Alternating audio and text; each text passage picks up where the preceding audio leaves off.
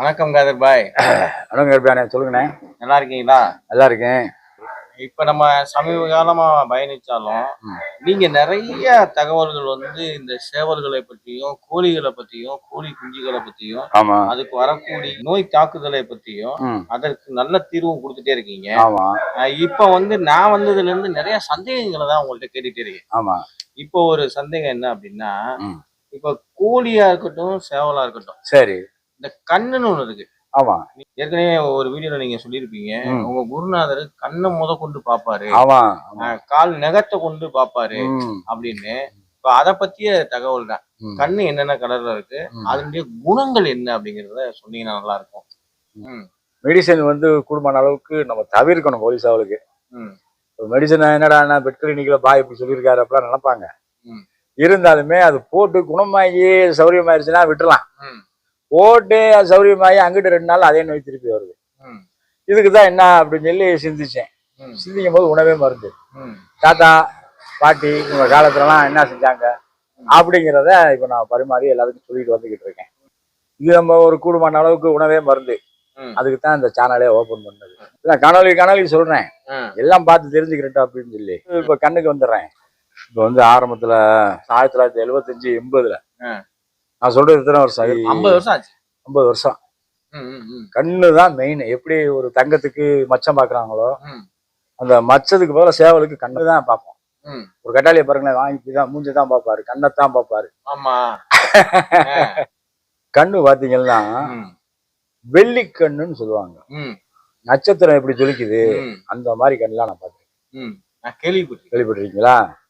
இப்ப நாளையோட என்ன ஆச்சு அப்படின்னா, இந்த நல்ல தண்ணி பூரா குறைஞ்சி உப்பு தண்ணி, போரிங் தண்ணி இதெல்லாம் குடிக்க ஆரம்பிச்சிருச்சு சேவல். அப்ப ஆரோக்கியமான தண்ணிங்க. ஒரு 50 வருஷத்துக்கு முன்னாடி நம்மளே ஒரு ஆரோக்கியமா தான் இருந்தோம். இப்ப 2025லலாம் அந்த ஆரோக்கியம்லாம் அப்படியே மாறி போச்சு. இப்ப என்ன பல வகை தண்ணி, ஆத்து தண்ணி எல்லாம் மாறி, சுத்தமான தண்ணி எல்லாம் மாறி, கசடுகள் கலந்து உப்பு தண்ணி எல்லாம் குடிக்க ஆரம்பிச்சனால கண்ணு ரெட் கலர் ஆயிடுச்சு. இப்ப ஒரு வெள்ளிக்கண்ணு சேவை உப்பு தண்ணியா குடிச்சுன்னா கண்ணெல்லாம் செவந்துரும். தூத்துக்குடி உப்பளத்துல வேலை ஆகுறவங்கள போய் பாருங்க, நீங்க பாத்துருக்கீங்களா? கண்ணு பூரா மஞ்சளா தான் இருக்கும். காரணம் என்ன? அந்த உப்பு சூடு கண்ணுல பாதிக்குங்க, கண்ணுல இறங்கிடும். அதேதான் அவங்க வேலையை விட்டு ஒரு மாசத்துக்கு நல்ல தண்ணியா குடிச்சாங்கன்னு வச்சுங்க, அந்த ரெஸ்ட் எடுத்தாங்கன்னு வச்சுங்க, கண்ணு பூரா வெள்ளையாயிரும்.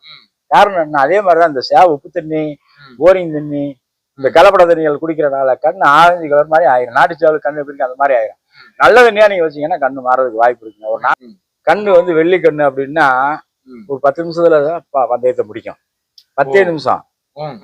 இந்த மாதிரி கண்ணு வெள்ளையா இருந்துச்சுன்னா டக்குன்னு வாங்கி போட்டுருவாங்க. அதே இது கண்ணு மாறுபட்டு இருந்துச்சு அப்படின்னு சொன்னா லேட் ஆகும். அது உங்களுக்கு பிறவியில கம்மின்னு இருக்கும். அப்ப கண்ணுலயே புழு கண்ணு இருக்கு. புழு கண்ணு அப்படின்னு சொன்னா ரேடியம் கலர்ல இருக்கும். ரேடியம் கலர்ல அந்த பிறவியில வந்த கண்ணா இருந்துச்சு அப்படின்னு சொன்னா பந்தயத்துல எப்படி ஒரு 2-3 பந்தயம் அடிச்சதுல பட்டாவை போடுவாங்க.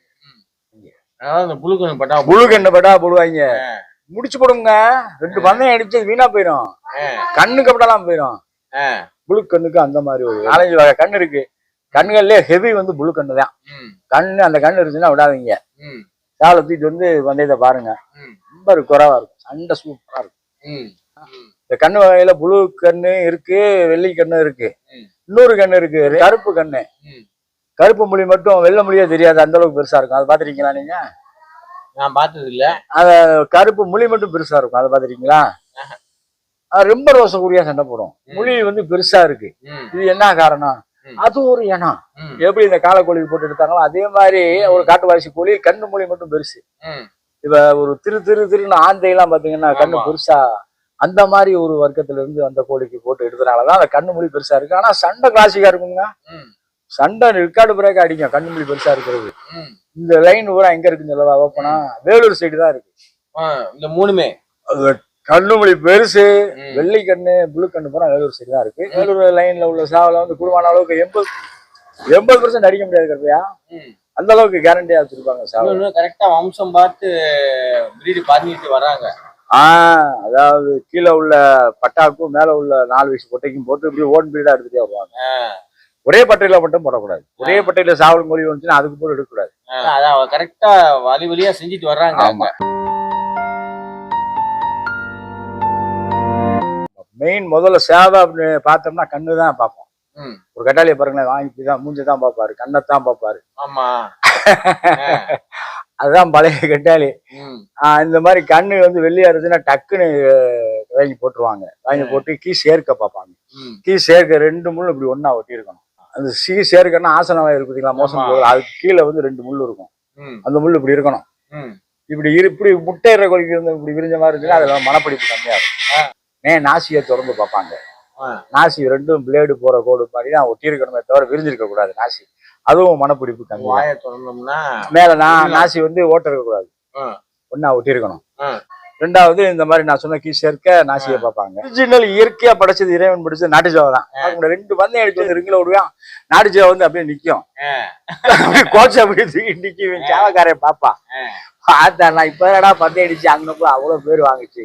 2 பந்தயம் அடிச்சு நாட்டு சேவை கண்டா ஏன் முடிய தூக்குது சொல்லுங்க பாப்பா.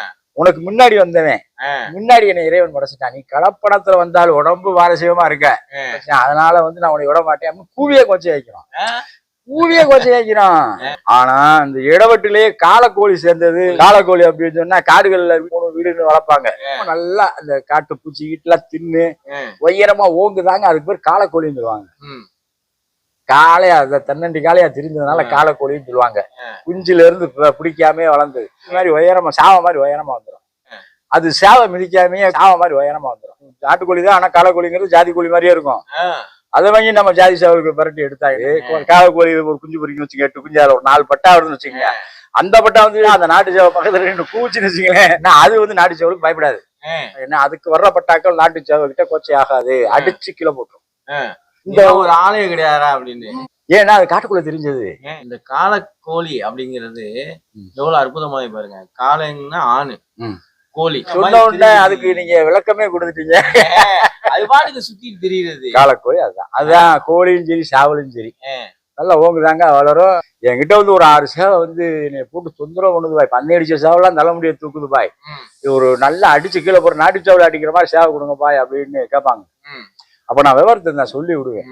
அத தோரணை வந்து புளு கண்ணா இருக்கணும், இந்த மாதிரி தோரணைக்கெல்லாம் சொல்லி விடுவேன். இந்த மாதிரி இருந்துச்சுன்னா நாட்டு சேவலை அடிச்சு போட்டுருந்தான், இது எப்படி அடிச்சு போடும். நம்ம 2 பந்தயம் அடிச்சு சாதி சேவலுக்கு தலைமுடிய தூக்குது பாய். நான் சொல்ற மாதிரி பார்த்து வாங்கி போட்டு நான் வந்தா சொல்றேன்ப்பா அப்படின்னு. அந்த நாட்டு சேவல் அடிக்கிறதுக்கு அந்த மாதிரி ஒரு கேரக்டரை கொண்டு வந்தா இந்த கேரக்டர் ஓடிடுவான். இந்த நீங்க சொன்னீங்க பார்த்தீங்களா, இப்ப என்ன சொன்னீங்க, ஒரு வெடை நாட்டு கோழி நல்லா காலக்கோழி அதுக்கு போட்டு இருக்கும்போது கிராஸ் தானே அது எப்படி ஜாதி சேவலா ஆகுங்க. அந்த காலக்கோழி நாட்டுவாசி இருக்கான், காட்டுவாசிக்கு நம்மளுக்கு வேறுபாடு இருக்குல்ல. ஆமா, அந்த மாதிரிதான். வேற என்ன, அவன் அப்படி மாத்திரலாமுங்க. இப்ப எப்படி கழுகுல போட்டு மாத்தினாங்க, சாதி சேவல் ஆயிடுச்சுல, இன்னொரு பிறப்பு ஒரு ஜாதி வந்துருச்சுல. இல்ல வரி குதிரைக்கு போட்டிருக்காங்க. இந்த மாதிரிலாம் கலப்பணத்துல வந்தெல்லாம் கவர்மெண்ட் தடை பண்ணிருச்சு. அதுல வந்து கேரண்டி ஆகி இன்னும் கலப்பணத்துல 90% வெற்றி பெற்றது இந்த ஜாதி சேவை. அந்த கலப்பணத்தை வந்து நம்ம தடை செய்ய முடியல, ஏன்னா சேவை கணக்கே வந்துருச்சு. பறந்துக்கு போட்டு எடுத்ததான் பிறகு மாற மாற மாற மாற மாற சேவல் ஜாதி சேவல் ஆயிடுச்சு. நீங்க பாருங்களேன், கழுகு மட்டையும் பாருங்க, இதையும் பாருங்களேன், ஒண்ணு சொன்ன மாதிரியே இருக்கும். காரவழியத்தோட நாங்க முடிச்சுக்கிறோங்க. ஏன்னா எல்லா போனும் இறைவனுக்கு. அசல் சேவல் கிளம்புறவருக்கு சப்ஸ்கிரைப் பண்ணுங்க, ஃபாலோ பண்ணுங்க. நன்றி, வணக்கம், உங்களுக்காக. ஆமா, அடுத்த காணொளியில் அடுத்த கேள்வியுடன் தொடரும். நன்றி நன்றி நன்றி, வணக்கம்.